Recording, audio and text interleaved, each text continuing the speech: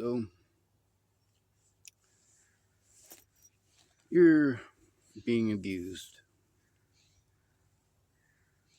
Let's just say physically, because if we say anything else, people are going to be triggered. So this guy is beating on you, and you have to try to turn him in. Nobody's listening, so you have to try to turn him in publicly. And they're not going to let that happen.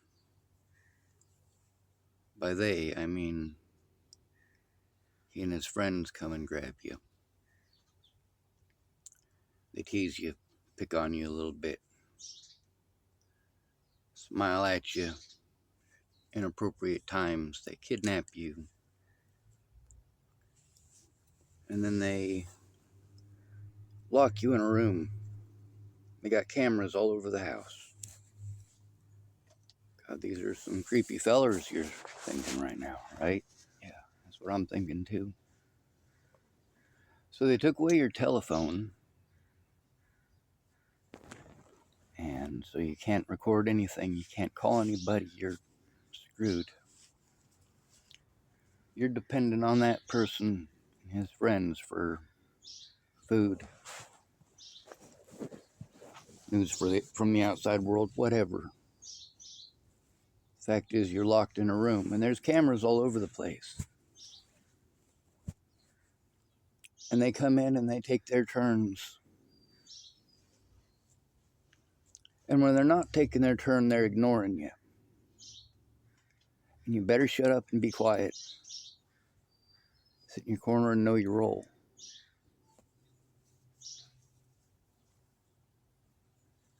So, you got these cameras all over the place.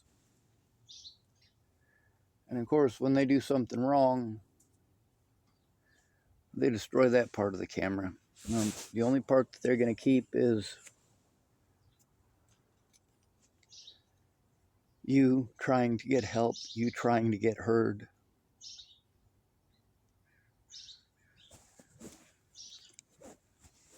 Yeah, maybe you're thinking about your abusive ex back in college and his buddies, things they did to you.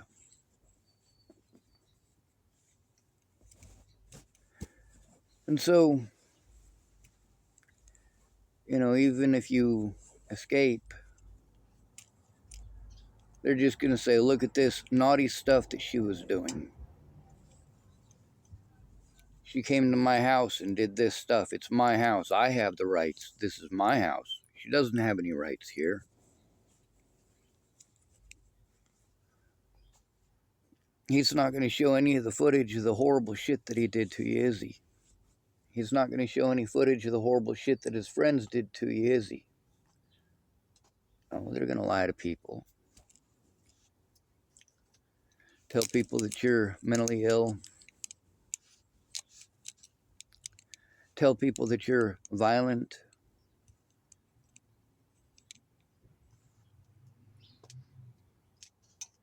I'm sure there's an excuse why there's so much footage missing. I'm sure that there's an excuse why there's only that part.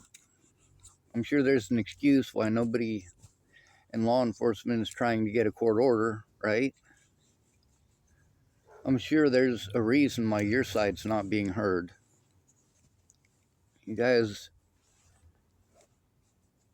might be thinking maybe some human trafficking rings or things of that nature now. Nope. No, this is what happens when you try to turn in a police officer or a mandatory reporter who didn't do their job. The gaslighting the victims have to endure. Well, if you're a homeless male, you have to endure exactly those things from police. When you're physically assaulted, you have to worry that you're going to be the one who's arrested. You have to worry that when you try to turn in abuse, that the 20% of the folks out here that are actual predators are going to beat you up or possibly even end your existence. because you told the truth about being abused, no matter what type of abuse that is. Some of these people out here have literally threatened to end my existence for telling them about police officers that I try to turn in bad cops. That's what we have to deal with out here on the streets. And we don't have a door to lock. We don't have the rights given to a person in housing or an apartment or certainly a house as a property owner. We don't have any of that.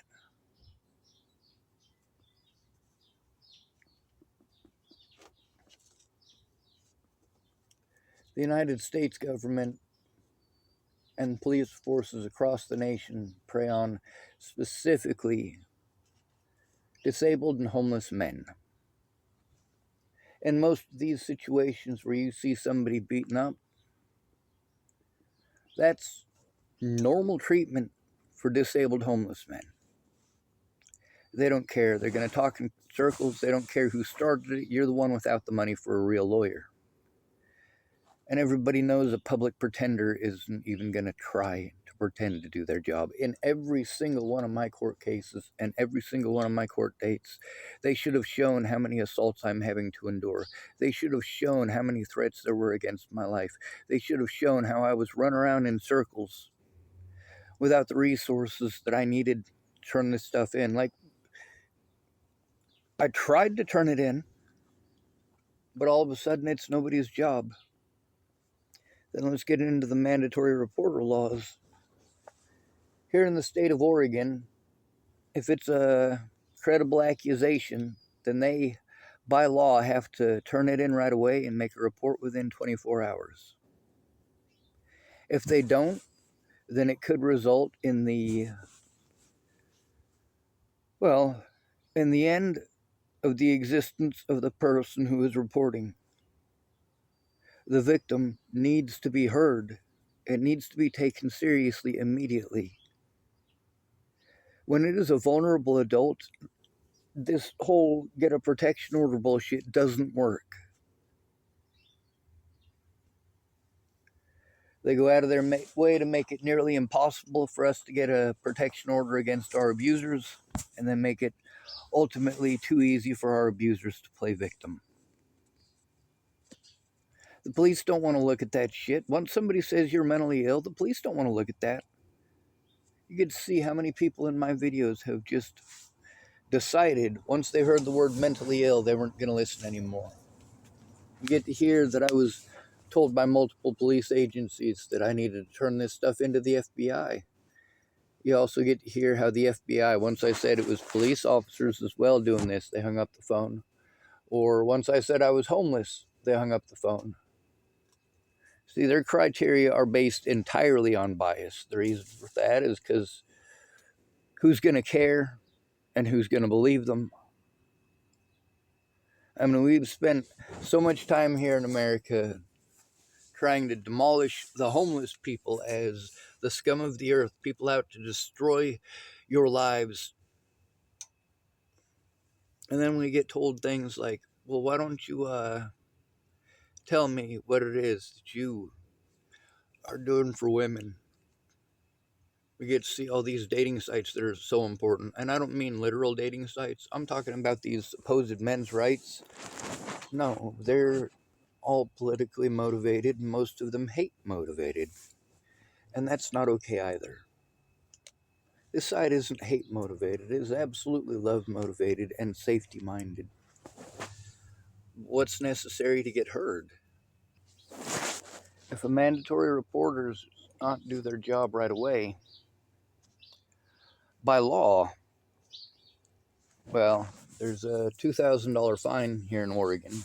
And if there's children involved, it's also up to a year in jail, and that can actually stack up to 5 times, I've been told. They've been shuffling around the laws here, but the fact is, it doesn't matter how many laws they make if they're not enforcing them. If the police, when they do something wrong and a victim has to go in and turn it in by themselves and is victimized further, the police abuse mental health. They will lie to mental health. Like the situation with Scott DaCosta, claiming over and over and over again that I was schizophrenic, telling people in Chapel, Nebraska I was schizophrenic, telling other police officers and agencies in other jurisdictions that he repeatedly had me transferred to that I was schizophrenic, telling medical professionals that I was schizophrenic. Does that sound familiar to you? You know, I get sent to a lot of different places, and I go to a lot of different appointments that people don't show up to. They procrastinate. They take their time. Oh no, we don't have to do our job as a mandatory reporter. They'll say things like, well, I just need to do my paid job. You're a mandatory reporter. That means that you have to stop your paid job. And if it's after hours, you have to stop whatever you're doing. If you witness a disabled person or a child or an elderly person being abused in your local McDonald's while you're there with your kids eating food, you have to stop what you're doing and turn it in immediately. That's what the law requires. If you did not do that, you're breaking the law. And these people all know this. So what are they going to do? They made a bad decision about the Natalie Bollinger thing and pretending that it was a delusion. You guys can type the words Natalie Bollinger on the internet and 10 seconds of loading time realize that that's not a delusion. Instead, police officers who knew it wasn't a delusion repeatedly lied to the courts. We can't have that. Sorry, I'm looking for something. There it is. We've got a bunch of psychological evaluations that show very specifically that I am not schizophrenic or delusional. And Judge Trevino and the DA wanted to continually pull this unable to aid and assist crap when I didn't have an attorney. And then when I did have a public pretender, the public pretenders weren't interested in defending me. They were interested in getting paid. They didn't give a shit what the outcome was for me. They were willing to do just enough to pretend that they did their jobs. The first thing that it says on the paper that I have about from the attorney about what he's supposed to do. Yeah, this last one that I got was from Eunice Paisner. It says that they're supposed to listen to my story from start to finish without interruption. None of them did that. None of them cared to do that. They were too busy giving me legal advice based on a situation they knew nothing about and hadn't looked at the evidence of.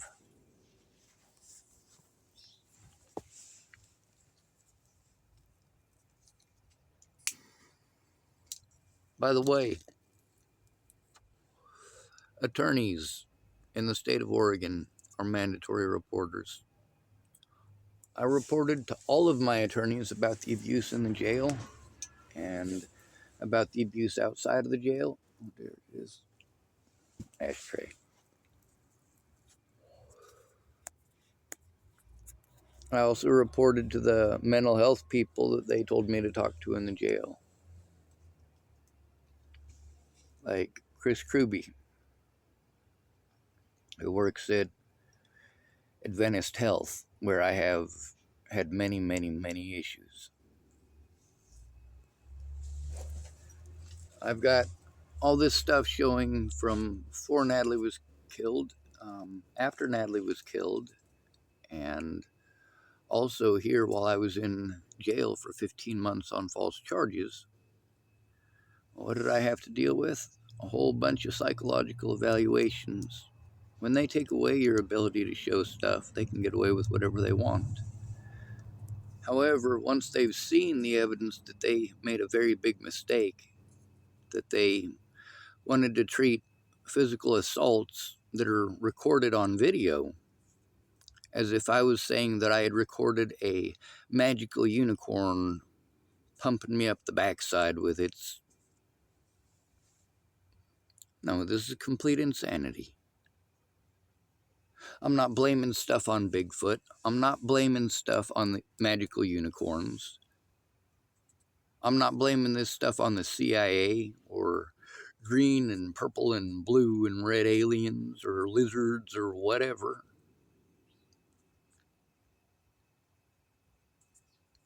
I'm not running around claiming to be Jesus or Satan, and if I say anything like that, it's for certainly sarcasm or satire in many of the situations I find myself in here. Mandatory reporters are not allowed to pass the buck on to somebody else. They need to take it seriously, immediately, or there are consequences. Because I say there are consequences, are they going to pretend that I'm threatening them? Yes. But I'm talking about legal consequences. Repeatedly, they have intentionally taken this stuff out of context. I'm not talking about just the police or just the DA. I'm talking about every single mandatory reporter after they fuck up. They don't want the consequences. That $2 or $2,000 fine is not insignificant. That's for a disabled or vulnerable adult. And then they want to pretend that, um, well, that I'm not a vulnerable adult because I don't have Down syndrome or because I'm not in a wheelchair. That's not the case. Or because I'm able to speak. No, any disability. All right, it's a disability. It can be exploited, and you can see very plainly and clearly that they are exploiting my disabilities and disabilities I don't even have.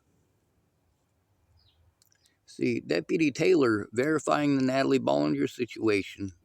Once you've seen that, it becomes a whole different ballgame. Every single court date that I have had since before Natalie was killed needs to be looked at. Instead of blowing me off, they had a job to do and they fucked it up. Mandatory reporters will say, well, I'm only going to do my paid job. Okay, only do your paid job. You're breaking the law, though. The longer it takes to turn it in, the more likely it is the predators are going to get away. And when you're a homeless, disabled male, nobody cares. Every predator, including predators who have badges, will treat you with complete disrespect and contempt. They will talk you in circles. They will tell you to do stuff, and when you do it, they'll send you another direction. They should have taken the physical assault seriously all the way back in 2016 when it first started. I've been all over the country now. You know, this was never a state-by-state issue. From the moment that Natalie and Alicia Bollinger started contacting in Colorado and those people started harming me, it became a federal issue. It has been a federal issue. But mandatory reporters aren't going to do their jobs, and my family is real similar to Natalie Bollinger's. They're just going to take advantage of me. I got to try to put on a good game face about my family, just like Natalie had to put on a good game face about hers. But they're shit for human beings, just like my family. Doesn't mean I don't love them. It doesn't mean that I won't protect them the best that I can. But they're complete shit. The mandatory reporter laws are important, and they're being ignored. Please help me get in contact with the DA commission that's been formed here in Tillamook. Please.